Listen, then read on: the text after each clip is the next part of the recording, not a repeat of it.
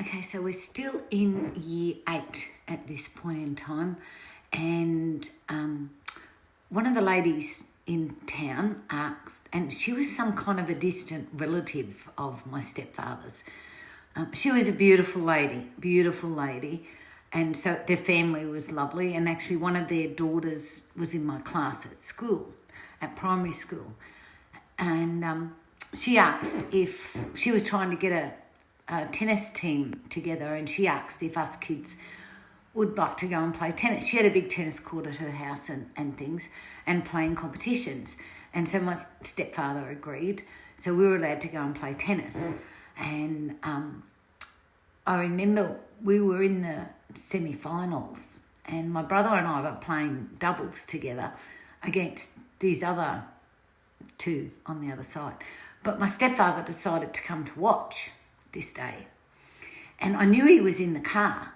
But when we finished the game, we were sort of walking off the court. Well, the guy from the other team, who I also knew from school, he came up and talked to me as I was walking off the court.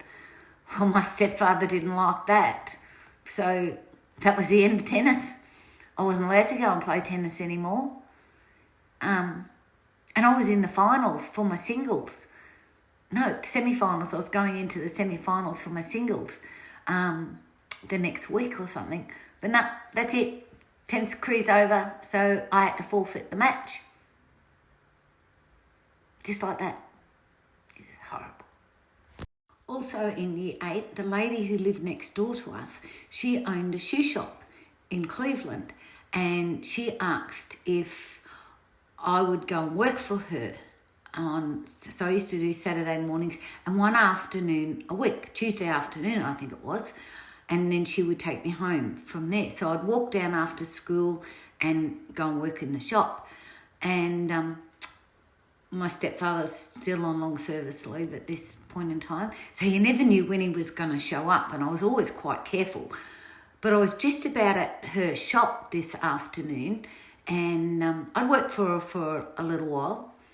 And one of the boys, once again, I went to school with, always a boy, he walked out of the shop a couple of doors down just before I got to her shop where I was working.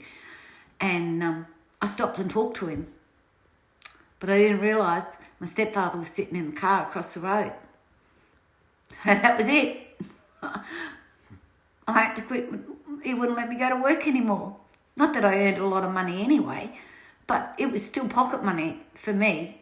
Not that I was ever really allowed to spend it. Anyway, I wasn't allowed to go to work either. While he was on long service leave, sometimes he'd come and pick us up from school. But we'd always ask in the morning, "Are you picking us up from school today?" And he said, no. And I always had long hair. And I wasn't never allowed to wear my hair out. That's too feminine, too grown up to wear your hair out. So I always had to go to school with my hair tied up. But I'd let it out when I'd get to school. And I was walking out of class one day and heading out to the bus stop to catch the bus. And my stepfather wasn't supposed to be there, but he was, and I had my hair down. So basically, straight to the hairdressers, short back and sides. There goes all my hair, gone. And I could nearly sit on my hair, or I could sit on my hair. It was really long anyway. So then I went from there to short back and sides. I hated short hair. It wasn't only my stepfather who used to give us kids a flogging. My mother's favourite thing, and she'd hit us all the time too, and she'd bloody nearly pick up anything in her hands and hit us with, but her favourite was a peach tree stick. We had a big peach tree outside the window, and she would go and grab a peach branch off, and she would just break the leaves or little twigs off of it, and she'd use that, so it'd have all these pokey bits on it, and she would just whack us with that, but she didn't care where she whacked us or what with. She was just as cruel as him. And she used to try and blackmail, keep me in control.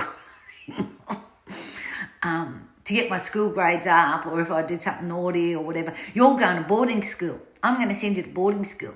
So I used to beg to go to boarding school, even when I didn't do something wrong. It's like, please, send me to boarding school. Send me to boarding school. They never would. I think boarding school would have been much better than the life we had. At Rattlin Bay, because we didn't have the big farm anymore, so we didn't have the pigs and the horses and the cattle and things like that.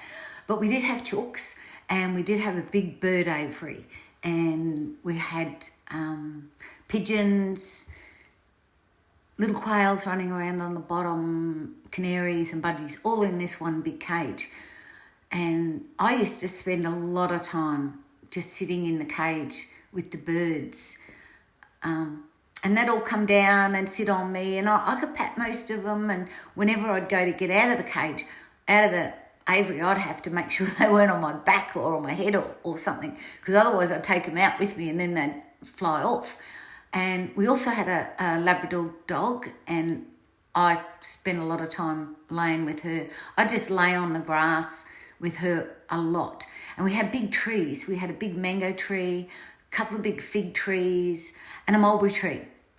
I'd always get in trouble because I'd be in the mulberries and I'd get stained all over my clothes because I'd be eating the mulberries. But I'd sit up in the trees and things. Nature and animals are very healing for you. Take your shoes off. Go walk on the grass. Hug your dog. If you have stressful things in your life. So we're coming up to the end of year 8 now, and for about 12 months before my stepfather actually got sick, he used to say, I'm not going to be here for too much longer. I'm not going to be here for too much longer. And I think he knew deep down that, he didn't have much time left. But it was coming up to Christmas. Yes, he was on long service leave. He was finishing after Christmas and supposed to go back to work. And a friend of his asked if they had a dog kennel, boarding kennels, and asked if I would go out and do the office and help look after the dogs over Christmas. So, and I lived at their house while this was happening, so they agreed. And my brother came out also, but he helped one of their sons with mechanical things, and he was a spray painter, and they used to do panel beating and that. But over that Christmas period, that was when my stepfather and my mother and my little sister all went out to Chinchilla to visit my uncle. And that's when my stepfather took his first massive heart attack. And they were out there for a while before they got him stabilised enough to transport him via ambulance back to Brisbane. But then he came back to Brisbane and he was sick for a long time, and eventually his kidneys started shutting down, and he had a lot of other different problems. And eventually what killed him was he died of peritonitis, so his appendix burst. So from the time he took his heart attack in Chinchilla to the time he passed away, in which was early February, he never came home from hospital. He was in hospital that whole time. And when he passed away, on the day of his funeral, because I didn't want him to die, to be honest, that I never thought he would. I always thought he'd come home.